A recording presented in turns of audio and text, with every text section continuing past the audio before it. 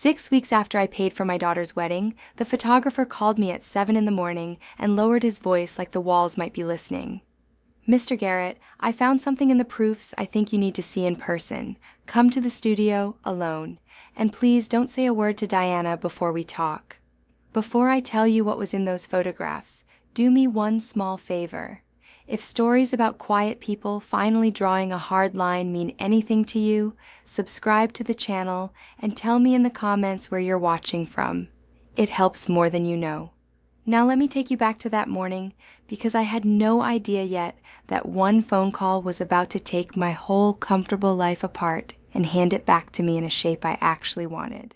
My name is Edward Garrett. Most people call me Ned. For 38 years, I built Garrett stone and tile out of one dusty workshop into 3 showrooms across the Charleston area, granite and marble and quartz, the kind of countertops people save up for and then run their hands over every morning for the next 20 years. My wife Marion and I started it together. She did the books and the people, I did the cutting and the hauling, and somewhere in the middle of all that, we raised 2 girls. Marion passed 8 years ago. After that, the work and the daughters were what I had, and I gave both everything I had to give. That Tuesday, I was on the back porch of my house in Mount Pleasant, coffee going cold, watching the marsh turn from gray to gold the way it does when the sun finally clears the tree line over the Wando. A good house, paid for, earned.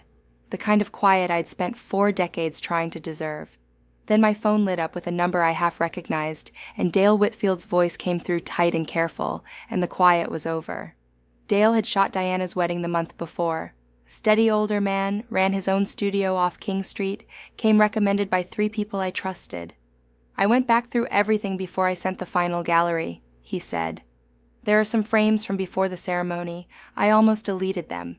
I keep going back and forth on whether I'm doing the right thing by calling you. But if it were my family, I'd want somebody to tell me." I asked him what he was talking about. "Not on the phone," he said. 9 o'clock. Come alone." I sat there a long while after he hung up. Down the hall, my younger daughter's laugh carried out of the carriage house, that bright fake laugh she used on the phone, and under it I could hear Cody's voice, slow and entitled, asking her something about my truck. Bridget had moved into the carriage house behind my place 3 years back.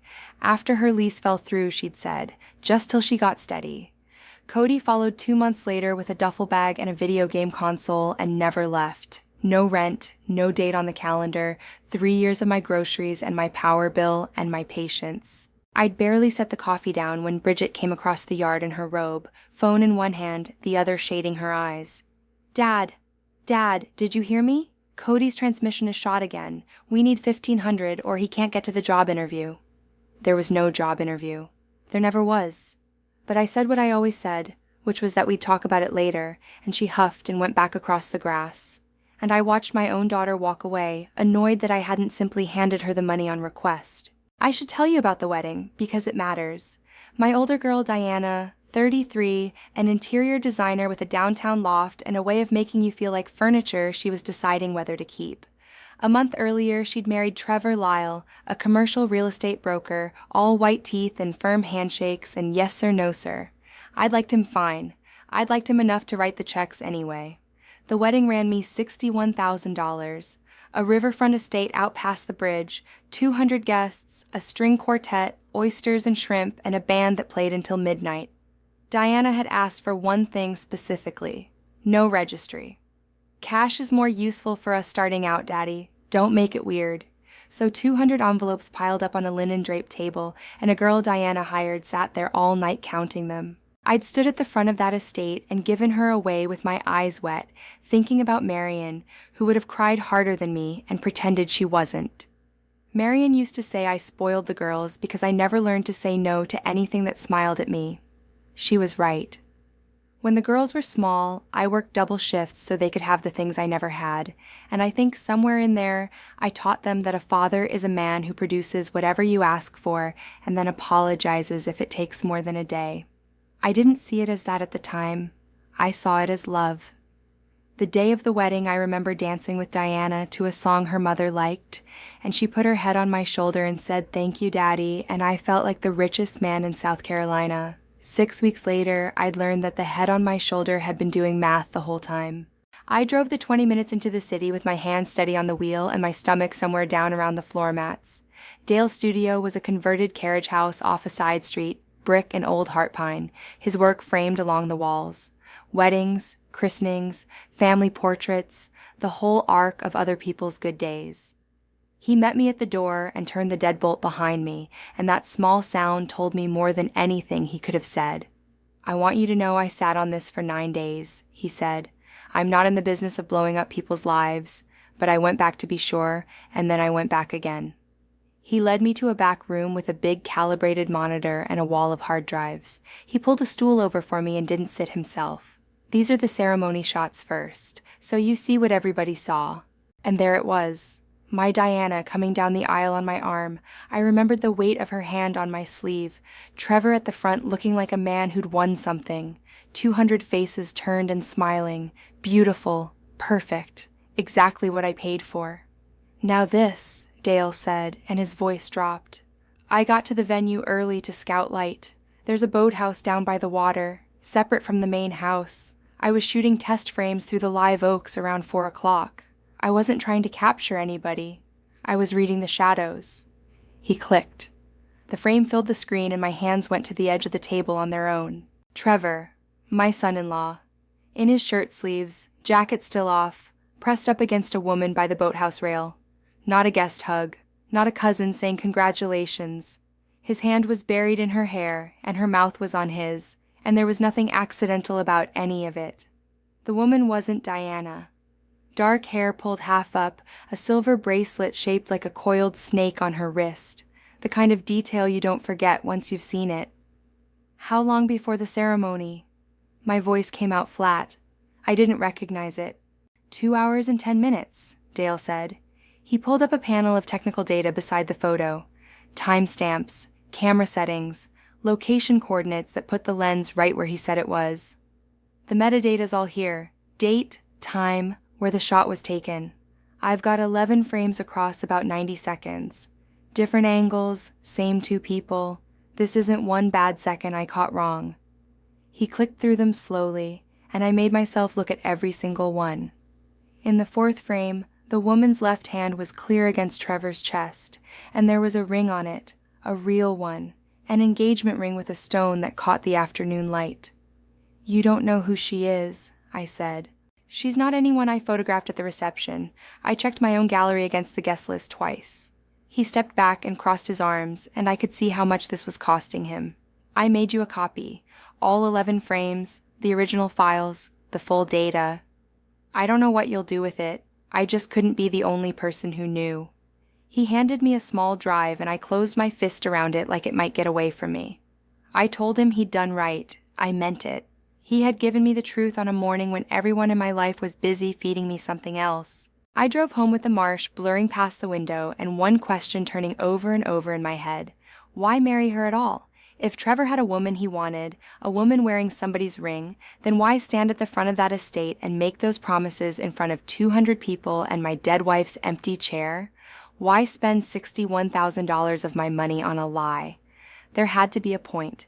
By the time I pulled into my own driveway, I had a cold feeling that I already knew what the point was, and that I just hadn't let myself name it. The house was the same as I'd left it. Cody on my couch in the den, feet on my coffee table, controller in his hands, not bothering to look up. "Hey, big man," he said. "Grab me a Gatorade out the garage fridge while you're up." From across the yard, Bridget called through the screen door that she needed to talk to me about the transmission again, and also about a girls' weekend in Savannah her sister wanted to do. I stood in my own kitchen with that drive in my pocket, and something inside me that had been bending quietly for years finally went still, not loud, just done.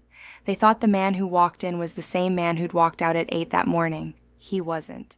That night I didn't sleep. I sat in my office with the drive plugged in and the 11 frames open and a legal pad next to the keyboard. Around midnight, I stopped looking at the photos and started doing what I do best, which is the arithmetic. I pulled up the wedding accounting Marion's old software still kept tidy. 61,000 out. Then I started writing down what had come back in, because Diana had told me the gift total herself, laughing, the week after the wedding. $38,000 in cash and checks. "We're so blessed, Daddy. People were so generous." Then I remembered the rest. My oldest friend and former partner, Hank Pruitt, had pressed an envelope into Trevor's hand at the reception and clapped him on the shoulder. "Start your life right, son." $10,000. I'd been standing 2 feet away. Trevor had pocketed it smooth as anything and said they'd never forget it. And there was more, because 3 weeks before the wedding, Diana had sat at my kitchen table and walked me through a plan. She and Trevor had found a condo on the peninsula. They needed help with the down payment, $55,000. And while we were at it, she said, wouldn't it make sense to put her name on the deed of the little retail unit I owned off Coleman Boulevard? "For estate reasons, Daddy. So it's clean when you're gone." I had said I'd think about it. I had nearly said yes. I sat there and added the columns twice to be sure. 38 in gifts, 10 from Hank, 55 I'd half promised, a property worth a couple $100,000 that she wanted her name on. For a couple supposedly just starting out, that was a remarkable amount of someone else's money flowing toward one address in a very short window, and in the photographs, the groom had been kissing a woman with a snake bracelet 2 hours before he said his vows, calm as a man checking a watch. Here's the part that turned my stomach worst of all. 3 days before Dale called me, I had already written the down payment check. $55,000 made out to Diana, sitting in the top drawer of my desk in a sealed envelope, waiting for me to hand it to her over Sunday dinner. I took it out that night and looked at it under the desk lamp for a long time. My own handwriting, my own signature. I'd nearly walked it across the table to her like a fool walking to his own fleecing, proud the whole way. I tore it into quarters and dropped the pieces in the trash, and then I fished them back out and burned them in the kitchen sink, because I didn't want anyone going through my garbage and taping my mistake back together. I thought about Diana at 6 years old, the summer Marion was pregnant with Bridget, how she used to sit on my workbench in the old shop and hand me tools she couldn't lift, so serious about it, so determined to be useful. I don't know exactly when that girl became the woman on the speakerphone. Maybe she was always a little of both, and I only ever let myself see the half that loved me. That's the thing nobody warns you about. The grief isn't for the daughter you lost, it's for the one you find out was never quite who you thought. The next morning I went looking for confirmation, because I'm not a man who burns anything down on a feeling. I called the bank where I do my business, and Donna Whitley, who's handled my accounts for 20 years, walked me through it. I told her I wanted to confirm a wedding check I'd written had cleared, the $12,000 I'd given the couple as my own gift. "Cleared fine," she said. "Deposited to the joint account for Diana and Trevor Lyle." I kept my voice easy and asked when they'd opened that joint account. Donna clicked around. "Looks like the 8th of March. The wedding had been the 3rd week of May. They'd opened a shared account 10 weeks before they married. Not when they got engaged the previous year. 10 weeks. Long enough to catch the wedding money. Not so long that anyone would think to ask why. I thanked Donna and sat in the truck in the bank parking lot with the engine running and the AC blowing on a face that had gone numb. This wasn't romance moving fast. This was a plan with dates on it. I got the rest of the picture by accident, the way you usually get the worst of it. I came home mid-morning and parked in the garage instead of the drive, out of habit, and walked in through the laundry room quiet. Upstairs in the main house, Bridget was on the phone in the spare room she used for her so-called online business, and she had it on speaker the way she always did, too loud, careless, certain nobody was around to hear. Diana's voice came out of the little speaker clear as a bell.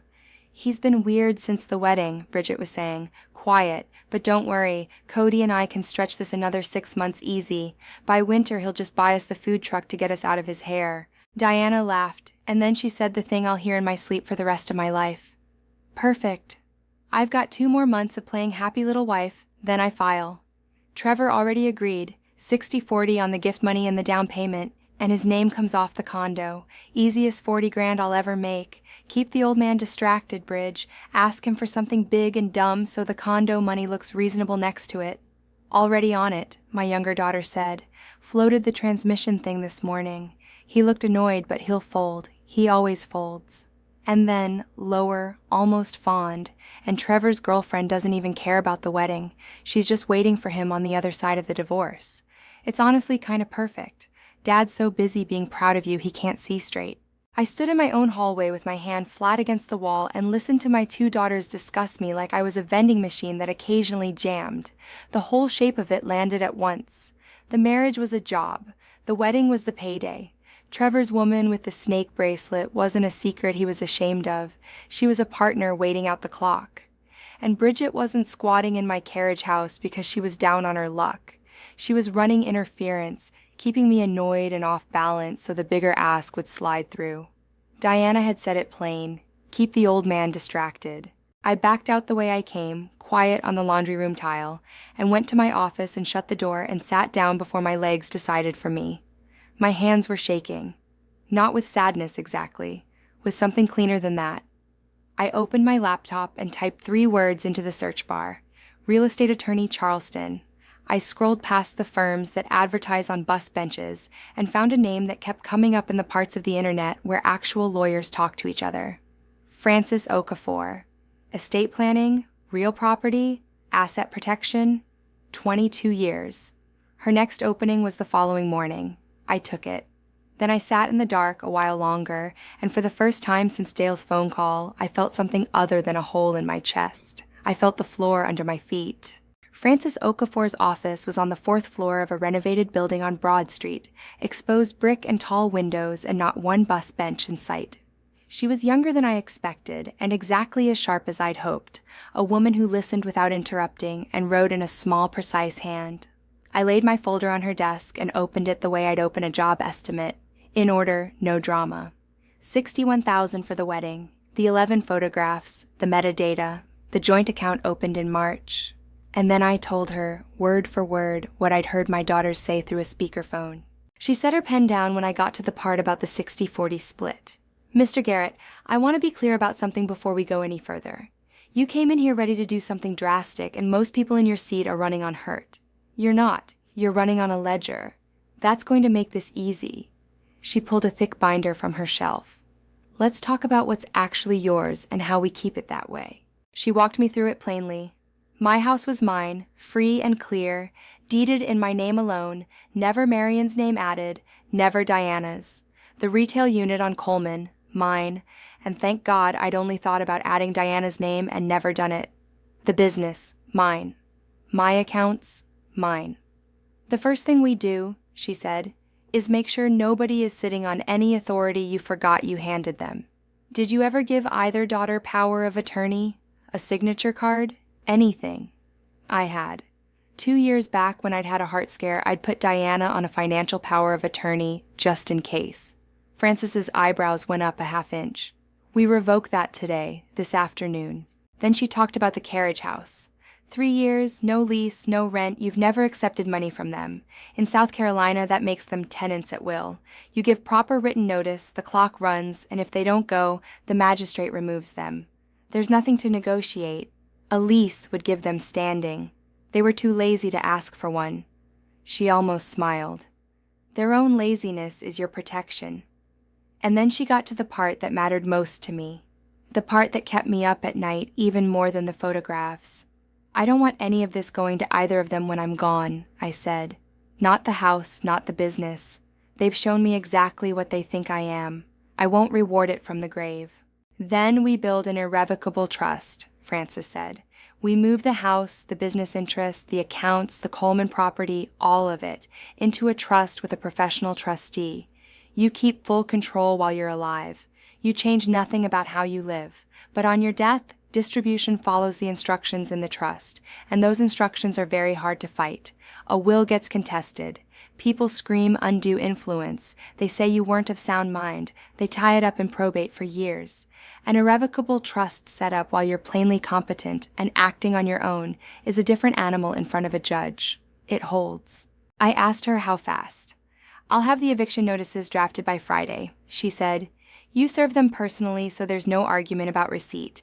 The trust takes 2 to 3 weeks to fund completely because I have to coordinate with your bank and retitle the properties. My fee for all of it, the revocation, the notices, the will rewrite, the full trust, is $9,500. I thought about $61,000 for a fake wedding and $40,000 my own daughter had called easy money. That's fine, I said. She slid the engagement letter across the desk, and I read every line because 40 years of business teaches you to, and then I signed it with a hand that had finally stopped shaking. Before I left, she looked at me steadily over her glasses. Mr. Garrett, I tell every client this once. When you serve those papers and they find out about the trust, the relationship with your daughters is most likely over. There's no walking it back. I thought about a snake bracelet and a speakerphone and the words, easiest 40 grand I'll ever make. They ended it themselves, I said. I'm just doing the paperwork. The notices came Friday, heavy envelopes with Francis's return address and a seal in the corner. I set them on the kitchen counter and looked at them most of the afternoon. That evening, I could hear Cody and Bridget through the open windows, Cody's voice climbing the way it did when he had a new idea I was supposed to fund. Food truck this time, tacos. He'd need 30 grand to start and I'd see it back in a year, easy. I picked up the envelopes and walked across the yard to the carriage house. They were on the love seat I'd bought them, surrounded by the comfort I'd paid for, and they looked up smiling because they had no reason yet not to. I set the 2 envelopes on the coffee table between the pizza box and Cody's beer. "What's this?" Bridget said, still half laughing. "Formal notice to vacate," I said. "You've got 30 days to find somewhere to live." The room went quiet in that particular way, like the second after you drop a glass and before it hits. Bridget tore hers open and read, and the color left her face. Cody was on his feet before she finished. "Have you lost your mind, old man? This is our home." "It's my carriage house," I said. "On my property. You've never paid $1 for it. 30 days. He came at me with his chest out, the way men like him do. All noise. "Everybody's gonna know what kind of father throws out his own daughter. Your customers, the people at church, all of them." "The notice is legal," I said. 30 days, I'd start packing. And I turned around and walked back across my own grass while Bridget's voice cracked into tears behind me, and Cody shouted something about regret. I went inside and locked my office door and sat down, and through the wall I could hear the panic start, and God help me. After 3 years, it sounded like a roof finally coming off a house that had been too hot for too long. What came next was a master class in the things people will do when the money turns off. Day 2, I found my good espresso machine in pieces on the kitchen tile. Cody was at the table with the paper. "Slipped right out my hands," he said, not looking up. I swept it up myself and dropped it in the trash. 28 days, I said, and left. Day 4, I watched from the window as Bridget cornered my neighbor Carol over the back fence, dabbing at dry eyes with a balled-up tissue, telling her I'd thrown my own child into the street with nowhere to go, that I wasn't the same man, that something had come over me. Carol looked like she'd rather be anywhere else. I let Bridget perform. The fence didn't change the 30 days. Day 6, Cody upgraded to a lie with some teeth in it. He found me in the garage and blocked the door with his body. "You know Bridget's pregnant, right? You're going to evict a pregnant woman. Think about how that looks." Bridget was not pregnant. It was just the next card in the deck. I told him the eviction was legal and asked him to move so I could get to my truck. We stood there a good 20 seconds, him breathing hard, me waiting, and then he stepped aside. Day 8. There was a folded proposal on my kitchen counter, 2 pages in Cody's blocky handwriting. The taco truck. 40,000 now, where it had been 30 the week before, the number climbing with the desperation. Terms at the bottom. They'd stay on, pay me $500 a month, pay it all back in 5 years, and the family would be whole. I read every word and carried it into the den and handed it back. "No." Bridget said they were trying to compromise. "No," I said again, and went back to my office to eat dinner alone, which by then was the most peaceful meal of my day. Day 10, the locksmith I'd quietly hired came to rekey the main house while Cody and Bridget were out. I'd noticed my office door sitting a 1/4 inch open one afternoon when I always shut it tight, and the trust papers on my desk had been squared up neater than I leave them. Somebody had been reading. I didn't make a scene about it. I just changed the locks on the house and put the carriage house key situation in writing for Francis, in case it mattered later. That evening, Bridget was quieter than I'd seen her all month, and Cody kept glancing at her sideways, and I understood they'd finally figured out the trust was real and the money was already gone somewhere they couldn't reach. The fight went out of them a little after that. Not the meanness, just the hope. Day 13, Bridget came to my office alone and knocked, which she never did. She sat down with a tissue already in her fist and gave me the performance of her life. She'd been thinking, she said. Cody was a bad influence. She saw that now. She'd lost herself. She was begging me for one more chance to be the daughter I deserved. It was good work. The trembling voice, the leaning in, the eyes. I let the quiet sit between us for a while, and then I told her the only true thing I had. If you'd really come to your senses, Bridget, you wouldn't be in here trading an apology for the house. You'd have come with nothing in your hands and asked for nothing back. Her face changed in about half a second. The tears gone, the warmth gone. Fine, she said, hard now. Be alone then. See how you like it. I said, 2 days, Bridget. Start packing. She slammed my door hard enough to rattle the frame. Then Diana got involved because Bridget had clearly called in reinforcements. She phoned on a Wednesday and announced, not asked, that she and Trevor were coming for dinner that Friday. We need to talk as a family. They showed up with grocery bags and warm smiles, Diana taking over my kitchen, Trevor setting my table and calling me sir and saying he hoped I didn't mind them just dropping in. Bridget came down with her makeup fresh and no sign of the illness she'd been performing all week. Cody appeared showered and reasonable. The whole thing was staged so carefully I almost admired it. We sat down to a meal they'd cooked in my kitchen, and after about 10 minutes of forks scraping plates and small talk, Diana made her move. Daddy, this house has to be so much for one person. All this yard, the maintenance. Have you ever thought about something smaller? A nice place downtown, low upkeep. Trevor picked it up smooth as a relay handoff. The market's strong right now, Mr. Garrett. A property like this in Mount Pleasant would move fast. You could free up a lot of equity, set everyone up comfortable. Bridget leaned in with her gentle voice. We just worry about you out here alone, Dad. And there it was, finally said out loud. They didn't want to wait for an inheritance. They wanted me to sell the house now and hand the proceeds around the table while I downsized into something they could manage. I set my fork down and looked at the 4 of them, the 4 faces and the 4 masks and the one shared idea sitting under all of it. I'm not selling my house, I said. Diana laughed lightly, with an edge underneath it that I'd heard my whole life and only just understood.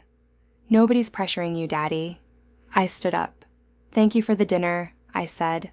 I'm fine. Good night. And I walked to my office and closed the door on the urgent whispering that started before I'd even reached the hall. The next morning, Diana brought a stranger to my door, a woman with a clipboard and a soft professional smile. Dad, this is Dr. Reyes. She's a counselor. We thought it might help for everyone to talk through some of the recent changes. A behavioral specialist. To document, I understood now, that the old man had gone strange and made sudden decisions and cut off his loving family, the kind of file you build before you go to a judge. I stood in my own doorway with my arms crossed. I didn't agree to any conversation, and this is my home. Both of you, off my porch. They went. I called Frances from the truck. They're escalating, I told her. They want me to sell the house and split it now. They brought a counselor to the door to build a competence file. She didn't sound surprised. Then we accelerate. Come in this afternoon. We finish the trust this week instead of next. That afternoon, I sat in her office with her estate associate, a young woman named Priya who specialized in trust funding, and the 2 of us went through a stack of documents an inch thick. House into the trust. Business into the trust. Coleman property into the trust. Accounts retitled. Beneficiaries on every account changed. My daughters removed entirely. The residue going to a scholarship fund at the trade school, where I learned to cut stone 40 years ago, and to the Low Country Food Bank Marion used to volunteer at. I signed for an hour. When I finished, Frances said, It's done, Ned. They can challenge it. They'll lose. This is about as protected as anything gets in this state. I had one more thing to do before the 30 days ran out, and I did it on the 24th day. I invited everyone to dinner, both daughters, both men. A family dinner, I called it, and I set my table myself with Marion's good china that hadn't come out of the cabinet in 8 years, 5 places. At my own seat, I laid a plain manila folder face down, and inside it were 8 of Dale's 11 frames, printed full-size, timestamps and all. They came. They sat. They were wary because the last family dinner had gone sideways, and they kept exchanging those quick glances people use when they think they're being subtle. I served roast chicken and rice and a salad, nothing fancy, because this was never about feeding anyone. We ate in that thin silence for a while, and then Diana started in again, softer this time, talking about how stressful the situation with Bridget had gotten, how maybe it was all a sign that things needed to simplify, the house, the business, all of it being so much for one man. I picked up the folder. "Before we go any further," I said, "there's something you should all see." I slid it across the table to Diana. She opened it, suspicious, and I watched her eyes move across the first photograph, and then the second, and then her whole face turned to stone. Trevor went pale beside her and started to say something about how that wasn't what it looked like. I didn't let him get there. 2 hours and 10 minutes before the ceremony, I said, by the boathouse, the woman with the snake bracelet. There are 11 of these with the time and the location stamped right into the files. Dale Whitfield shot them by accident scouting light, and he sat on them for 9 days because he's a more decent man than anyone at this table. I turned to Diana. "And I heard you, sweetheart. Through your sister's speakerphone, 2 more months and you file. 60-40 on the gift money and the down payment. Easiest 40 grand you'll ever make." Those were your words. I wrote them down that afternoon. Bridget's hand went to her mouth. Cody half rose out of his chair. "You spied on us," he said. I held up one hand and he sat back down, which told me everything about which of us actually had the power in that room. "I've put everything I own into an irrevocable trust," I said, keeping my voice level, the way you talk to a customer who's about to be told the slab they wanted is gone. The house, the business, the Coleman property, the accounts. None of you is a beneficiary anymore. When I die, you get exactly what the law requires me to leave you, which is nothing I can't help, and not $1 more. And Bridget, you and Cody have 6 days left in the carriage house." Diana's voice came up sharp and brittle. "You can't do this. We're your family." I folded my napkin and set it beside my plate and stood. "I'm not destroying this family," I said. "I'm protecting what's left of me from people who decided I was a bank with a pulse." I paused at the doorway and didn't turn around. "The chicken's getting cold. Let yourselves out." I walked down the hall to my office and closed the door and sat in the dark, while behind me the shouting started, Diana demanding I come out, Cody cursing, Bridget crying, Trevor making defensive noises nobody was listening to. It didn't move me. The photographs were on the table. The trust was filed. The truth had been said out loud in my dining room, with my dead wife's china catching the light, and there was nothing any of them could do about a single piece of it. The 30th day came on a Tuesday. I pulled into my own driveway at 10 in the morning, and a Charleston County deputy's car rolled in 30 seconds behind me, and Francis's sedan behind that. We'd planned it down to the minute. Deputy Holloway introduced himself, a big, calm man who'd done this 100 times. Francis had the file ready. Notice was served properly. The 30 days have run. As of this morning, they're trespassing. We walked to my own front door together, and I knocked anyway 3 times on my own house. Cody's voice came through, muffled and ugly. "Go away. You can't do this." The deputy stepped up. "Sir, this is the sheriff's office. I'm here to enforce a lawful eviction. Open the door now, or I open it. And then we're talking about criminal trespass. Your choice."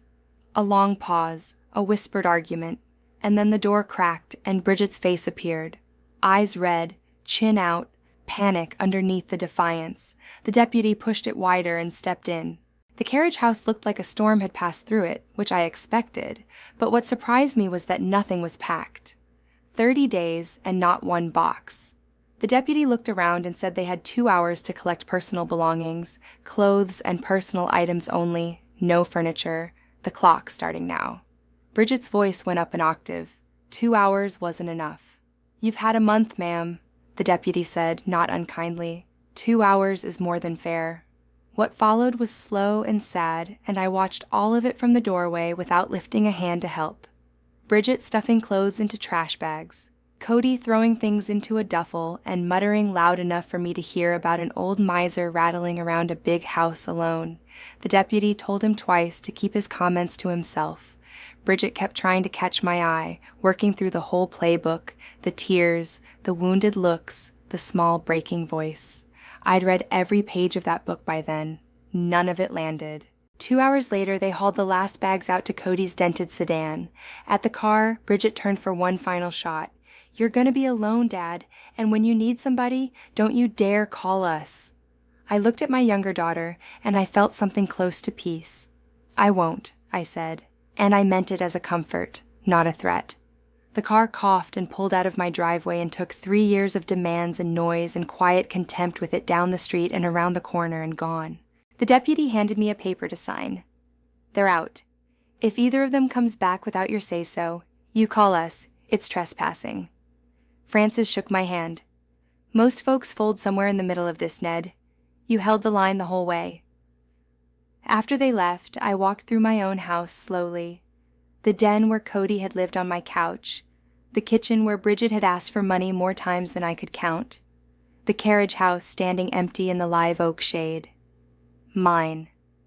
All of it. Mine. For the first time in 3 years. I stood in the middle of the empty carriage house a long while. There were rings on the windowsill from beer cans and a hole punched in the drywall by the closet that I'd never been told about. 3 years of my generosity had left marks like that all over, the kind you don't see until the people are gone and the noise stops and you can finally look. I made a list in my head of what I'd fix and what I'd replace, and the strange thing was that the list felt good. It was work I'd be doing for a house that was going to hold something better than what had been living in it. Diana called that night. I let it ring twice and then I answered because I wanted to hear how it ended. Her voice was ice. I hope you're happy. You destroyed this family. Was it worth it? I looked at the one photograph I'd kept out, Marion and the girls at the beach a lifetime ago, back when none of this had happened yet. I didn't destroy the family, I said. I just stopped letting it destroy me. She told me I'd changed, that she didn't even know who I was anymore. I'm exactly who I always was, I said.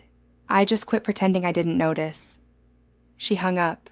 3 days later, a text came in from a number I didn't have saved. Trevor. He'd seen the photos, he wrote, and he knew I knew. He wanted me to understand the marriage had been an arrangement on both sides, that Diana had known about his situation all along, that they were divorcing anyway, and it was nobody's business. He'd make it worth my while to stay out of it. $15,000 to let it all play out quietly. I read it once and saw the whole thing finally for what it was. Diana had known about the other woman the entire time. The marriage was a deal she'd struck with her eyes open, and now the deal was souring, and the men in it were nervous enough to try buying my silence. I deleted the message and blocked the number and never said a word about it to anyone except Francis, who told me to keep the screenshot and forget the rest. Late August now. I'm on my back porch most mornings with a cup of coffee watching the sun come up over the Wando the way I was the morning Dale called, except the quiet is real this time, the kind I don't have to brace against. The carriage house is rented out to a young couple, a nurse and a teacher, who pay on the first and wave when they see me and have a baby on the way they're actually excited about. Bridget calls sometimes. I let it go to voicemail and delete it without listening, not out of spite, just out of a finely learned habit of not picking up rocks that bite. Diana asked me for money once more, after her divorce came through and the lawyers had eaten most of the wedding cash she'd schemed so hard to keep. $20,000, she said, because I was her father. I said one word and hung up, and it didn't even hurt the way I'd braced for. There's a kind of clean that comes from a no you should have said years ago. I've been spending Saturdays restoring an old wooden skiff I bought off a man down in McClellanville, sanding and sealing the hull the way I used to finish stone, with my hands and my whole attention.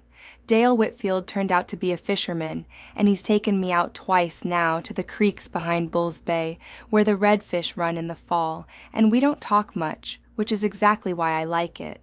I started teaching a Saturday workshop at the trade school, where I learned the trade, showing kids how to read a slab and respect a saw, and one of them, a quiet boy named Marcus, who reminds me of myself at that age, has a real feel for it.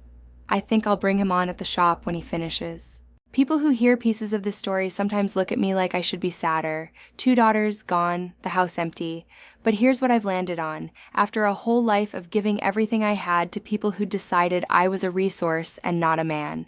The family I thought I had was already gone before Dale ever picked up that phone. He didn't take it from me. He just turned on the light so I could see the room I was standing in. I chose myself over a version of love that turned out to be theft with a smile on it. I chose the truth over a comfortable lie, and out here on the water at dawn, with the trust filed and the bridges burned exactly where they needed burning, I am about as close to free as I've ever been, and I'm not giving it back. If this story landed somewhere real for you, do me that favor I asked for at the start. Hit like, subscribe to the channel, and tell me in the comments about the no you wish you'd said sooner. There's another story waiting for you in the box on the screen. I'll see you there.